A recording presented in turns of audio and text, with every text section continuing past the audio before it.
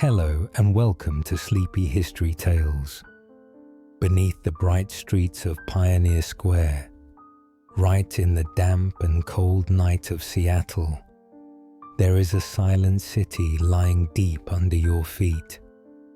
A real layer of streets, buried beneath the ground for more than a century, where the soft purple light from the glass tiles on the sidewalk falls like a thin wisp of smoke left behind by another day. Stone steps lead downward into a place where the sun never reaches. Dark and damp brick corridors stretch on with no visible end. The air carries the faint smell of burned wood from an old fire, and dust clings to metal beams that have changed color like a thin layer of ash left by time. For decades, this city was almost forgotten. It appeared only in a few construction reports and in the quiet stories told by night shift workers. A hidden reality lies just beneath the modern rhythm of Seattle, though few people know it was once as busy as the streets above. This is the story of the Seattle Underground City, the old street system that once formed the quiet heart of young Seattle. At its most crucial moment, it achieved something that late 19th century engineering seemed incapable of doing. It continued operating even as the city was being rebuilt above it. And it linked together streets that today no one would ever imagine were once connected.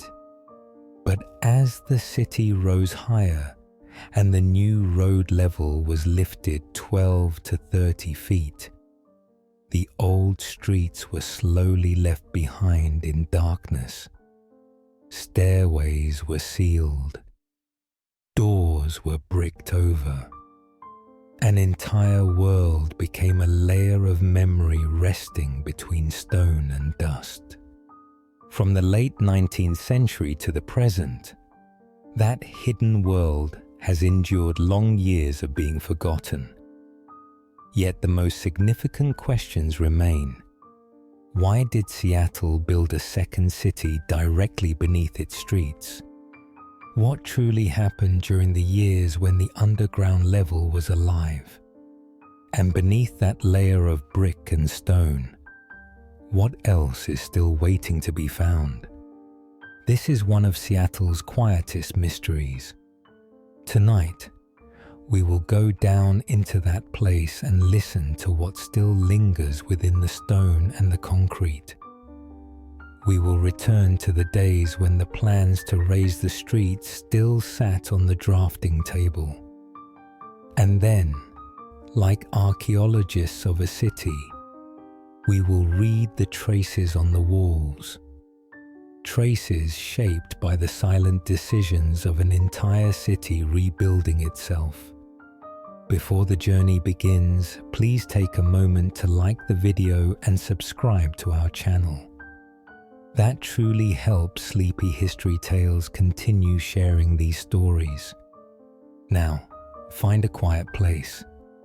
Let your shoulders soften. Tonight, we will descend into Seattle's buried city, where time seems to slow beneath the faint purple light still lingering on the ceiling.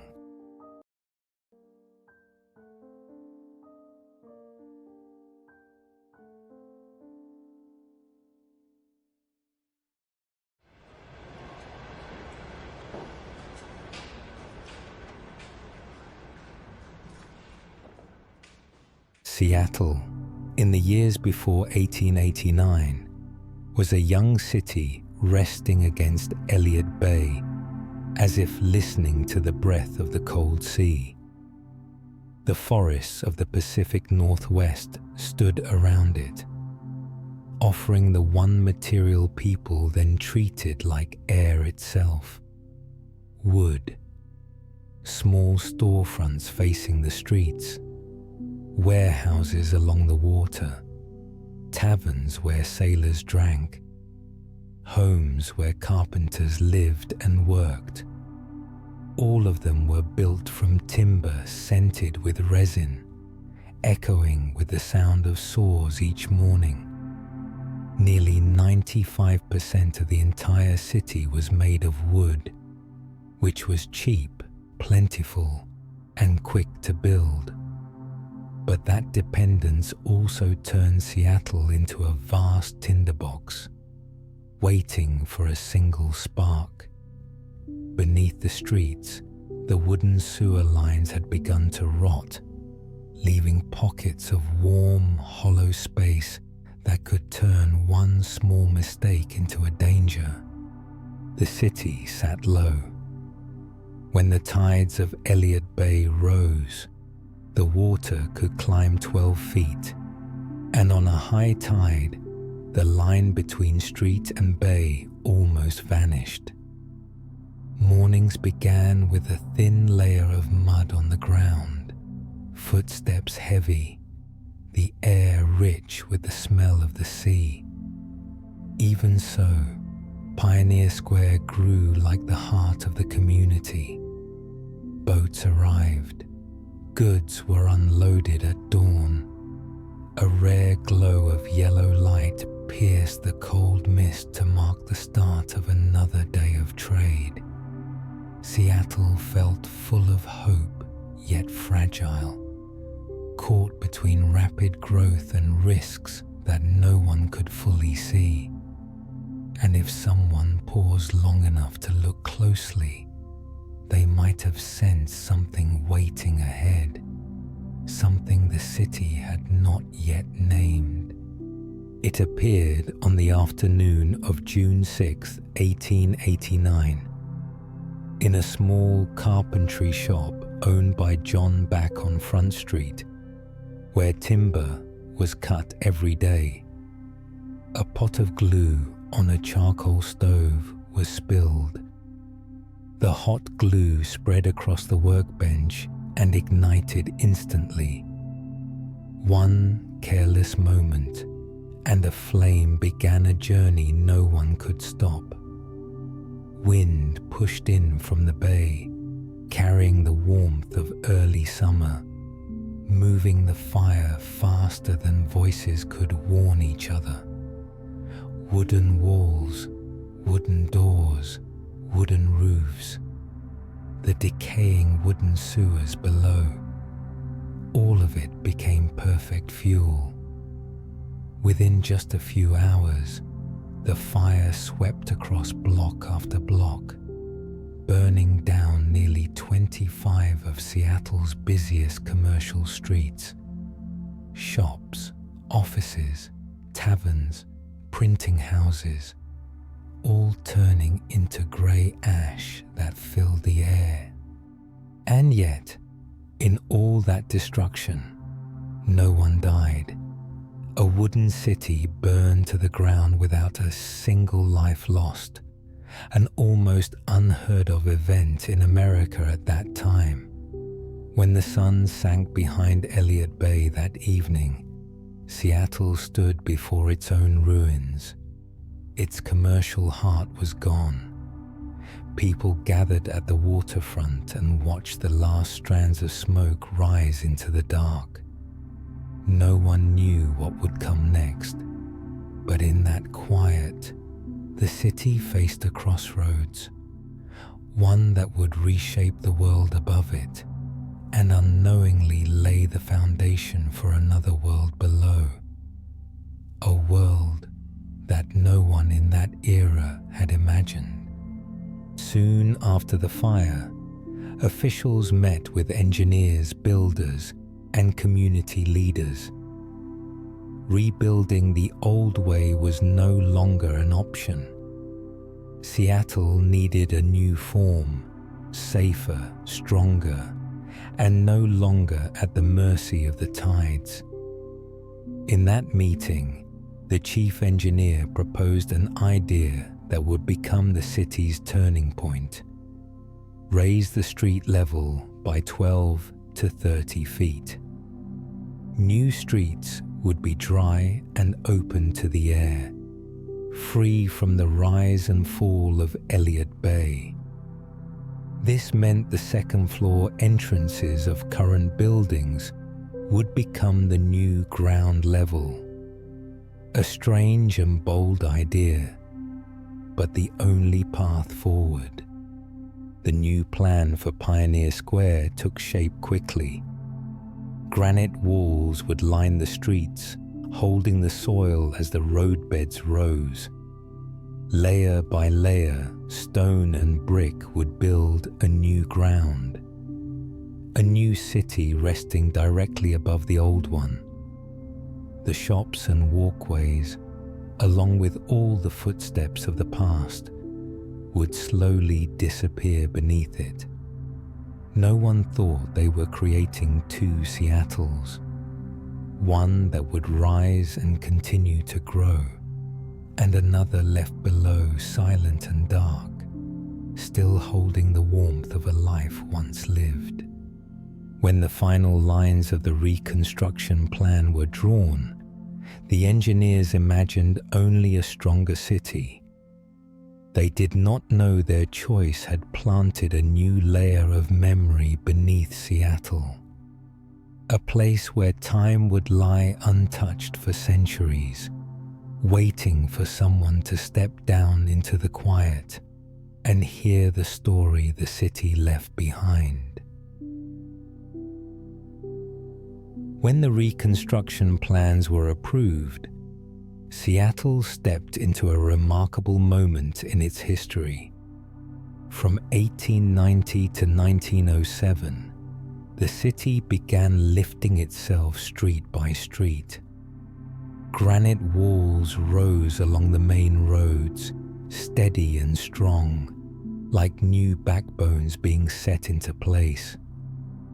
Workers poured thick layers of earth between those walls, slowly raising the streets 12 to 30 feet above the old ground.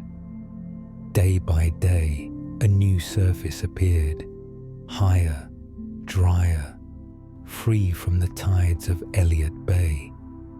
As the ground lifted, the second floors of the buildings along Pioneer Square quietly became the new first floors, as if the entire city stood up one level while life continued as usual. To help people move across this massive work zone, long wooden walkways were built, high above the ground, stretching across the streets like suspended bridges. Footsteps sounded on the planks. Wagon wheels rolled. Hammers echoed from the stoneworks below, all of it blending into a steady rhythm. People of that time said it felt like walking on a floating street, while beneath their feet, the old Seattle kept living its familiar life. It created a rare moment in history. Seattle existed at two heights at once, a city growing above, and a city holding on to its old rhythm below. If someone paused on those wooden platforms, they might have felt two layers of time drifting side by side. Under the temporary boards, the old street stayed open. Wooden signs still hung in place. Brick walkways still carried footsteps. Lamps cast the same dim glow people had known since the city's earliest years. Everything seemed to hold on to its own heartbeat, even as the new earth slowly covered it. It was a time when two Seattles lived together, one facing the future, and one holding the last breaths of the past. Then the work above was finished. The new roads were complete. The wooden walkways came down. Natural light could no longer reach the lower level. Windows that once welcomed the morning sun were sealed off. stairways leading downward were closed for safety. A few shops tried to stay open, but the darkness and damp air made it impossible.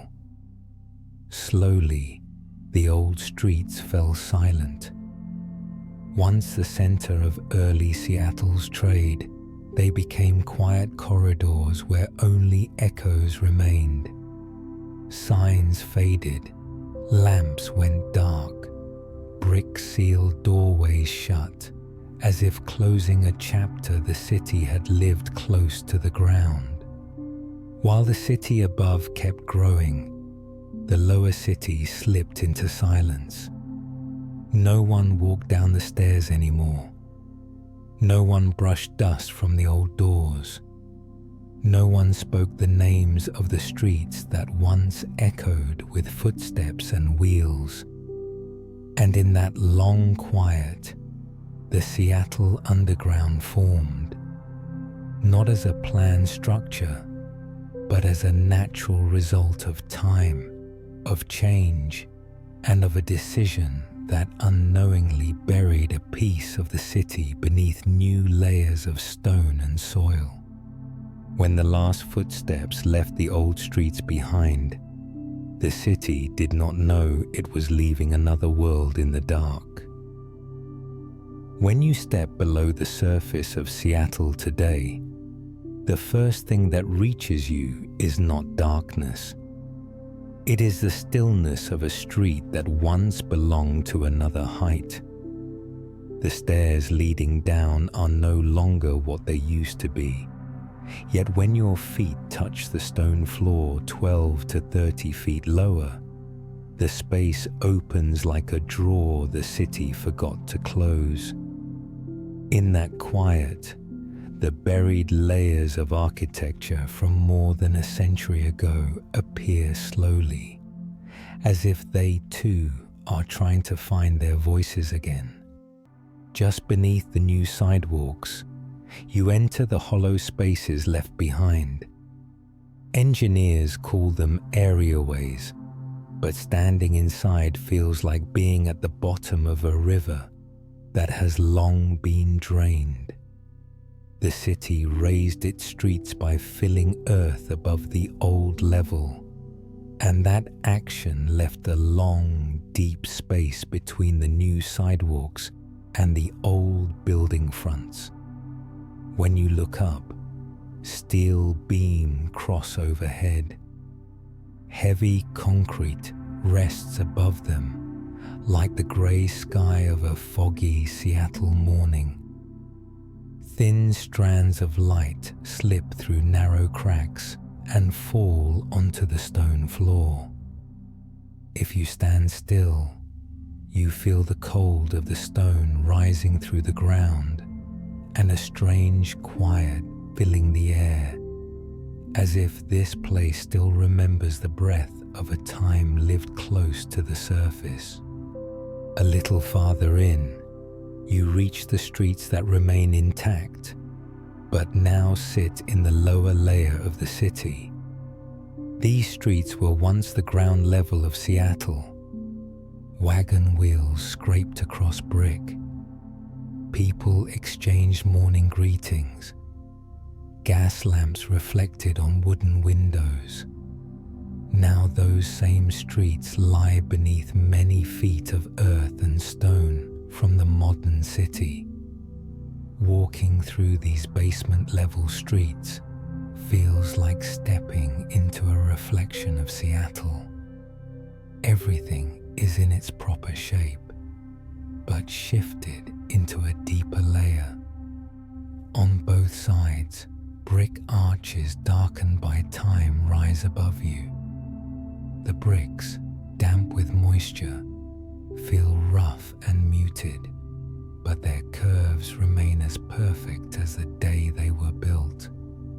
Some arches even seem to hold warmth from footsteps long gone, as if one touch could bring the echo of the past to life. Under those arches, the remaining commercial signs add another trace of memory. The letters on the wood have faded, Yet you can still make out the names of a grocery store, a tailor shop, or an office that worked through the late 19th century. A few wooden doors still hang on their hinges. Their brass handles are tarnished but unchanged, as if waiting for someone to open them into a morning in 1892. The whole space feels both close and distant, like a memory pushed downward rather than erased. At moments, it is as if the old city waits behind a thin breath of air, hoping someone patient enough will look back. In that stillness, something soft appears above you, a faint violet glow. The glass panels in the sidewalks, still visible today in Pioneer Square, were once skylights for the old streets. When they were installed in the 1890s, they were clear. Sunlight passed through them, helping life continue below while the city raised its roads. But over the decades, manganese in the glass reacted to sunlight. One by one, the panels turned purple. Not in a day, not in a month, but slowly, like memory deepening with age. Now, when you stand beneath the old streets and look up, the violet light falls like a thin mist. It is gentle, quiet, not bright, not sharp, just a soft glow that settles the whole space. At times, it feels like a piece of sunset caught underground, unable to fade away. On a few panels, you can still see the words "Dead Lights Commissioned in 1890", a small reminder that these glass pieces have stood here since Seattle was undergoing its transformation. The violet glow deepens every surface it touches. When it rests on the brick, shadows shift like a slow tide. Under that light, every detail of the past becomes clearer. Scratches on a wooden frame, faded lettering on an old sign, moisture gathered on bricks that have endured a century. Walk a little farther, and it feels as if the light is not only illuminating the old streets, but also holding a stretch of time in place. Standing there, it isn't easy to believe the past has vanished. It has simply stepped one level below, resting just under the footsteps of the modern city, waiting for someone to pause, look up, and realize that the violet glow is the last warmth of a Seattle long gone.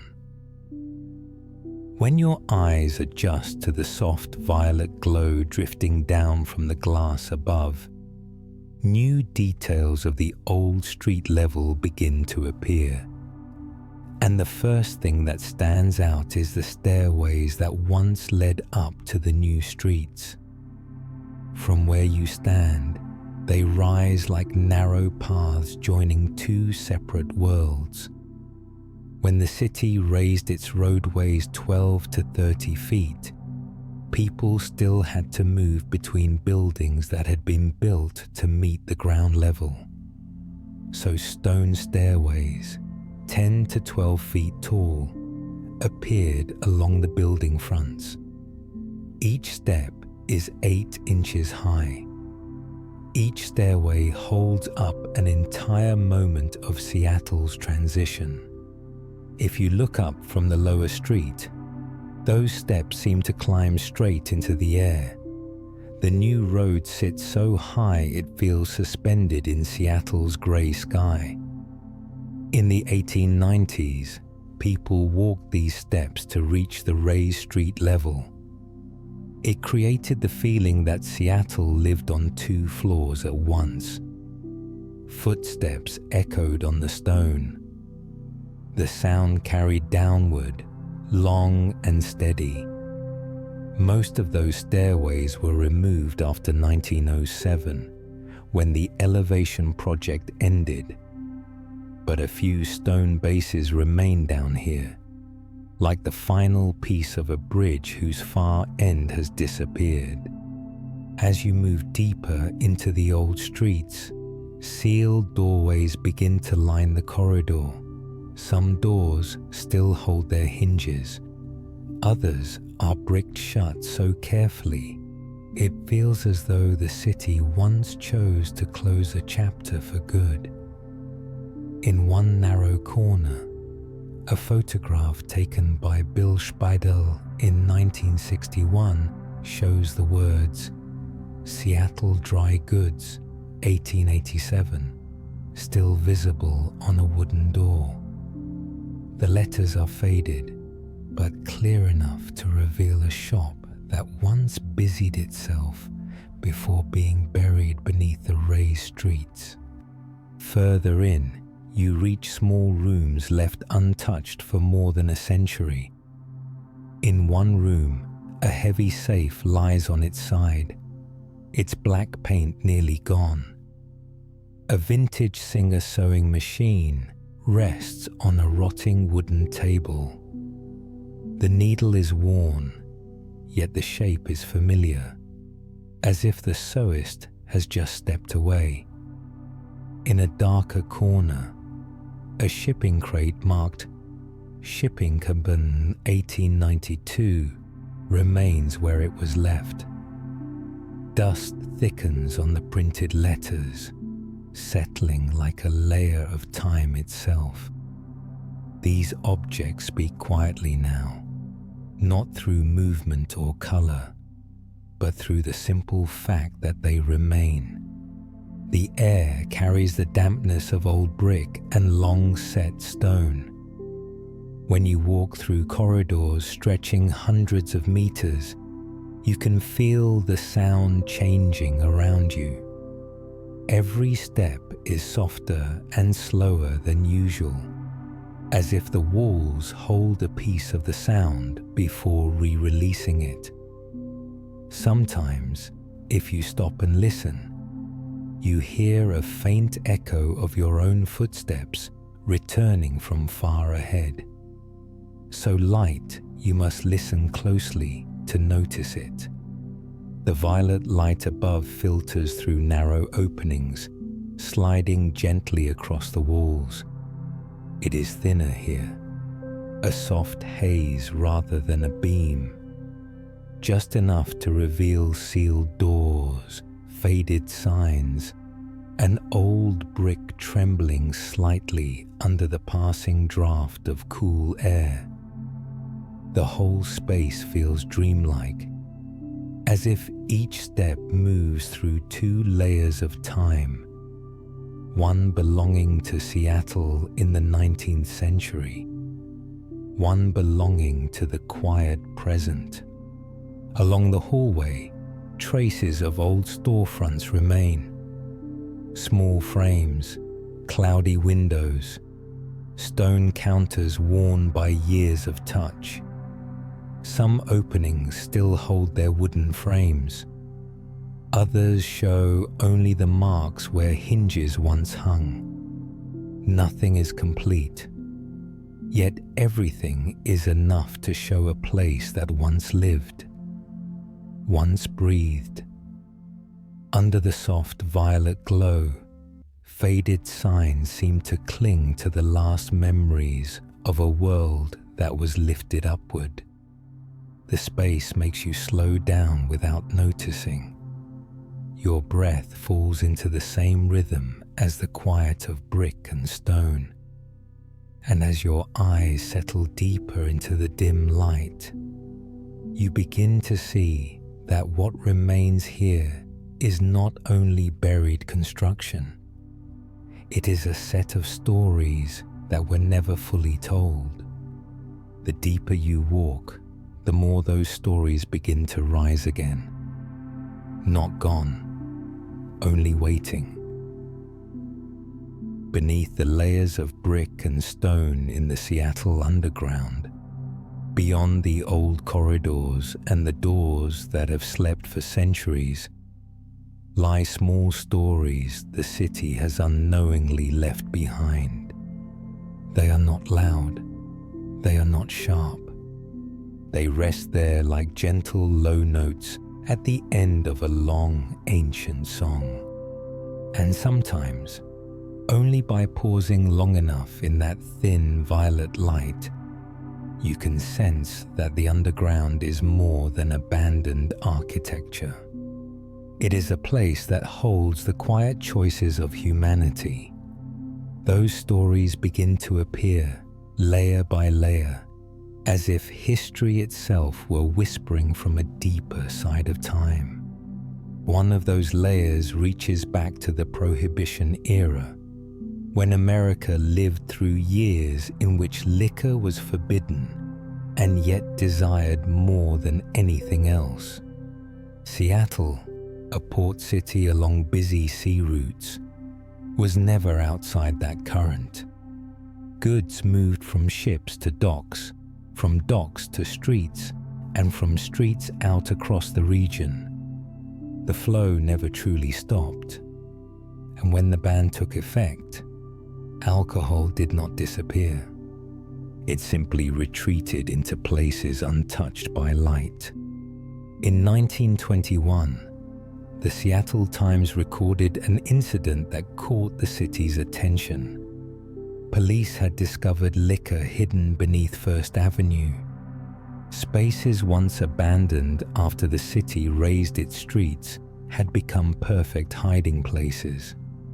Inside the empty pockets of the areaways, where brick and stone formed corners known only to those who understood the underground, small wooden barrels were stored, sealed carefully with lead. There were no smuggling tunnels, no secret networks, despite the stories told later. Just people finding a quiet place to hide what the law would not allow them to keep. Time turned those barrels into part of the darkness. Then 3 decades passed. In 1954, a group of workers inspecting a weakened areaway beneath First Avenue stumbled upon a witness from a long-finished era. A large wooden cask lay behind fallen bricks, covered with a thin, even layer of dust, like ash. And when a flashlight caught the faint glint of the lead seal, everyone understood. It was a remnant from the 1920s. In that moment, the underground seemed to breathe again, as though an old story had reopened through its own silence. But Prohibition is only a single thread in a much larger fabric. Long before that, Seattle lived through another era, darker and more unpredictable. In the late 19th century, when the streets around Yesler Way were still low and damp and close to the docks, the area became the center of a troubling phenomenon: Shanghaiing. Many West Coast cities experienced it, and Seattle was one of them. Drunken men, sailors fresh off ships, wanderers lost in the night, any of them could vanish. No one knew what happened in those final moments before they disappeared. But the Post-Intelligencer in 1897 recorded several cases of sailors missing near Yesler Way. Dim gaslights shimmered on wet wooden streets. Figures slipped into shadow. A door closed. And by morning, someone was gone. That was the real atmosphere of Seattle then. Rumors claimed the underground played a role in Shanghaiing, but no historical evidence supports that. Still, the truth remains. The area around Pioneer Square carried a real and heavy unease, just as old newspapers and police records described. The underground itself may not have been part of it, but standing there now, in the faint purple light, hearing footsteps echo from the street above, you can still feel the caution of a time when the city was not yet safe for everyone. Amid the half-true, half-told tales, some pieces of history are far clearer. Near Washington Street in the early 20th century, opium dens existed. The Seattle Times in 1901 and the Seattle PI in 1903 documented them. Small rooms, dim lamps, the scent of smoke dissolving into the damp air along brick walls. Not secret in a mystical way, simply part of the life of an immigrant community carrying its customs from home.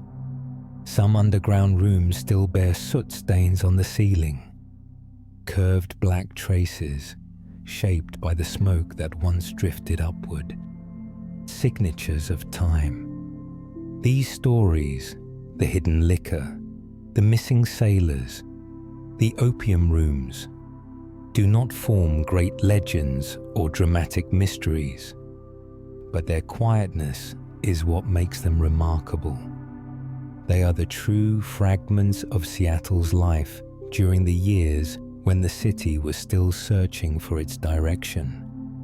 And beneath today's modern streets, they remain, faint as an old breath, a reminder that the Seattle underground is not only walls and buried arches. It holds the silent notes of human life, the things that never disappeared. They simply sank one layer deeper, waiting for someone slow enough to listen. When Seattle's new streets began to settle in 1907, the old street level beneath them slipped quietly into a long season that almost no one spoke about. The stairways that once led people down to shops and brick walkways were sealed one by one, as if the city were closing old pages of a book it no longer intended to open. The light from the surface, already faint, disappeared completely. The glass prisms that once shone into the lower level grew dim with dust and time, until every space became still, like water before dawn. With no more shops and no more footsteps, the underground was treated as a leftover layer of the city, outside the rhythm of life in Seattle. In the technical notes the city kept in the early 20th century, you can still find occasional reports of small collapses in weakened brick ceilings. They were not serious, but serious enough that more entrances were sealed shut. And each time it happened, the old street level faded a little further from Seattle's memory. Doors that once opened directly onto the street were bricked over. Wooden signs from the 1880s faded until their names could no longer be read. And because no one cared for the space anymore, the underground slowly became a temporary shelter for people who had nowhere else to sleep. They leaned against brick walls that had changed color, listening to distant footsteps from the world above, like echoes from a city they no longer belonged to. Between 1907 and 1920, the underground existed exactly like that. Not destroyed, not remembered. Just a few meters beneath people walking through Pioneer Square, the brick arches still held their shape. The wooden shelves in old storefronts still stood where they had always been. The marks of the previous century remained untouched. If someone had passed through Pioneer Square in those years and stood quietly in a windless afternoon, they would never have known that beneath their feet was a small city that had once been alive, now reduced to a thin breath, not gone, just withdrawn. But the silence did not last forever. In the early 1960s, as Seattle entered a period of urban renewal, a local journalist named Bill Speidel heard scattered stories about a city buried beneath Pioneer Square. They were not mysterious stories. They were fragments told by older residents. Stories that said there had once been a street level below the one people walked on today. Shops, arches, drops of purple light falling through. It was that faintness that captured Speidel's curiosity. He wanted to know where that history had gone and why the city had let it slip out of memory. In 1963, he began searching. He studied old construction drawings in the city archives.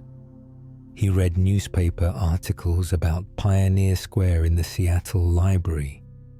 He followed the records of newspapers that had already shut down, where photographs of storefront facades from before the reconstruction were still kept.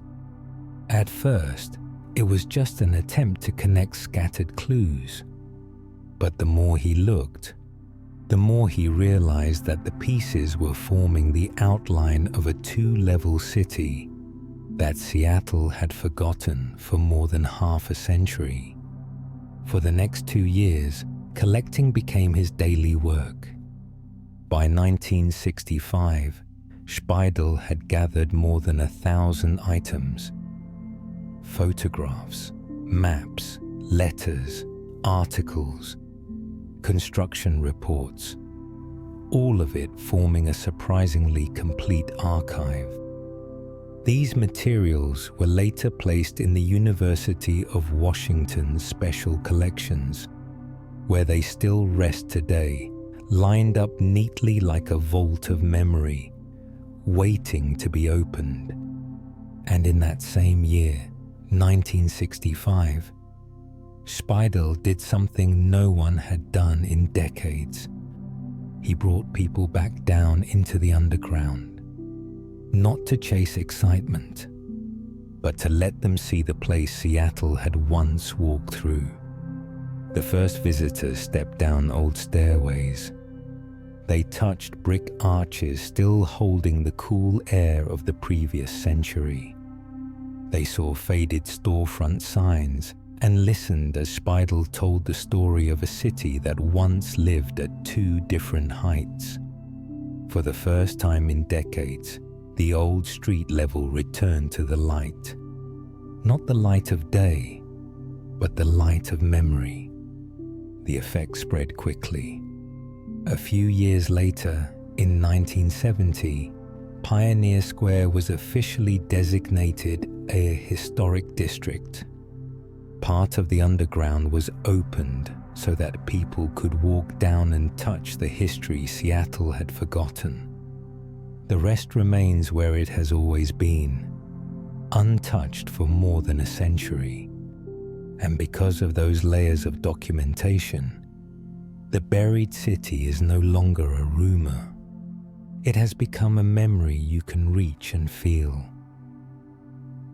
For decades after the city raised its streets and left the old level beneath, the Seattle underground stayed still.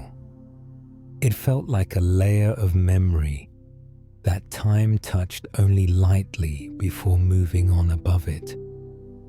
From time to time, work crews would climb down to inspect weakened areaways. Each visit opened the lower level into a soft, quiet world. Flashlight beams, a few steel ladders are leaning against the walls. the faint sound of footsteps on stone. No one knew that one of those ordinary mornings would become the moment that made the whole city look at the underground differently. That day, the areaway was darker than usual. A section of the brick ceiling had collapsed, leaving pieces scattered across the floor. When the flashlight swept across the space, a fine dust drifted through the air, slipping through the beams like tiny grains of time waking up. No dripping water, no breeze, only the gentle clink of broken brick under their boots. The workers began clearing the fallen section, stacking the bricks aside to determine whether the structure required support. Then one flashlight stopped. In a shadowed corner, behind the fallen bricks, something rested against the wall, still, out of place. From a distance, it looked like a scrap of wood. But as they moved closer and blew the dust away, the dark rings of a wooden barrel slowly appeared, large enough for two people to crouch beside it. The barrel looked like an object time had simply forgotten. What caught their attention, though, was the lead seal, still intact, never broken. One of them knelt and gently wiped the seal. Beneath a layer of dust as soft as cooled ash, the letters emerged one by one. Canadian whiskey. No one spoke, but everyone understood. This barrel had likely been hidden here since the 1920s, during Prohibition, when alcohol was something people both longed for and concealed. The dust resting evenly across the wood felt like stacked layers of years, giving the barrel the look of something that had drifted across two different lives of the city. The remarkable part was not the barrel itself, but where it had been placed. It sat behind a layer of brick, in a tight pocket of space perfect for hiding, as if someone had known this place would fall silent, as if they had chosen the one spot no one would enter by accident. The city above endured war, rebuilding, and long winters, and yet the barrel waited untouched. When the workers lifted it into daylight, the morning sun touched the surface, making it seem as if a memory were lifting back into view. Local newspapers rushed in as soon as the story spread. No one cared about the whiskey inside. What mattered was its presence, a small, quiet reminder that the lower level once had its own life, that it was not just abandoned architecture left behind after the 1889 fire or the razing of the streets. It had been a place where people hid the things they cared about, the small secrets that history rarely remembers. When someone turned the lead seal in their hand, it felt as though an invisible door had opened. Different moments of history seemed to meet for a brief second. The fire of 1889 had turned the wooden city into ash and forced Seattle to rise again. The granite walls and raised streets created a city on two levels, one climbing upward and the other settling into the folds of time. The shops that once lit the lower streets faded when sunlight could no longer reach them, and eventually the old level slipped entirely into darkness as Seattle continued its life above. This small barrel, hidden in a narrow gap of an areaway, suddenly made that long journey clear. It connected the quiet threads of the past, showing that no matter how high the city lifted itself, the stories of the old street level never disappeared. They simply shifted downward, waiting for the right moment to return. No one knows who hid the barrel. No one knows whether they plan to come back. But the fact that it lay untouched for 30 years beneath the sidewalk on First Avenue shows that this lower world had once been a place where people kept the things they did not want seen. And sometimes, objects this small hold more time than brick or stone ever could. Maybe that secret has been answered now, but what it leaves behind still rests deep in the memory of the city. When this journey reaches the end of the night, we look back at Seattle the way we close a book that has stayed open beside us for many hours. From the early days of a wooden city resting at the edge of the bay, where low streets rose and fell with the tide, to the fire of 1889 that forced Seattle to stand again in a reconstruction unlike anything it had known. From the granite walls that lifted the streets by dozens of feet and shaped a strange two-level city.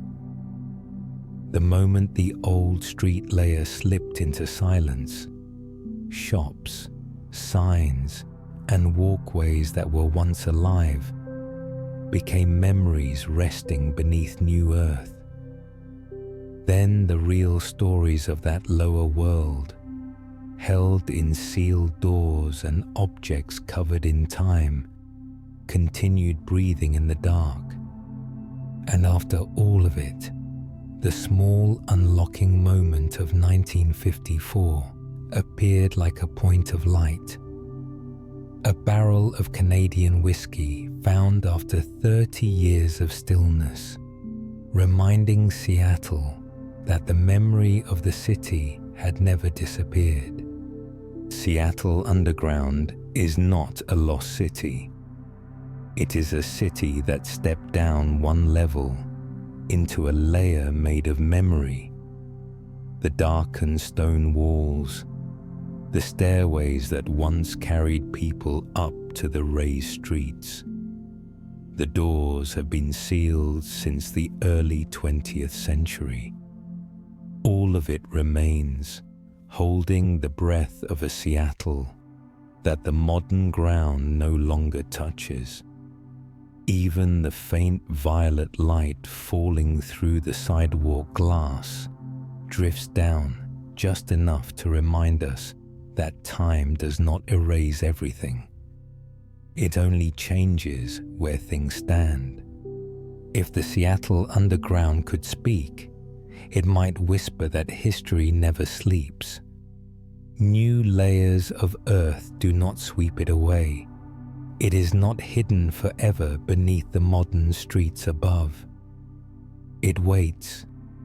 It waits for someone slow enough, gentle enough, quiet enough to stop and listen.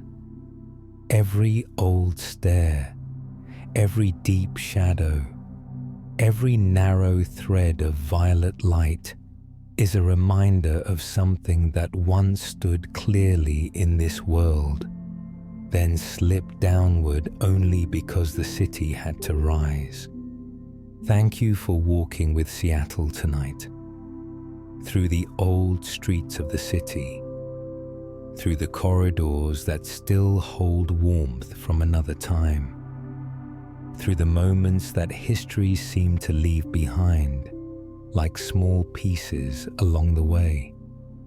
May the stillness of the old street level stay with you a bit longer, like a thin mist that has not yet lifted. And on another night, beneath another city, where time rests at its own quiet depth, we will meet again, to listen to the stories the surface of the world has not yet spoken.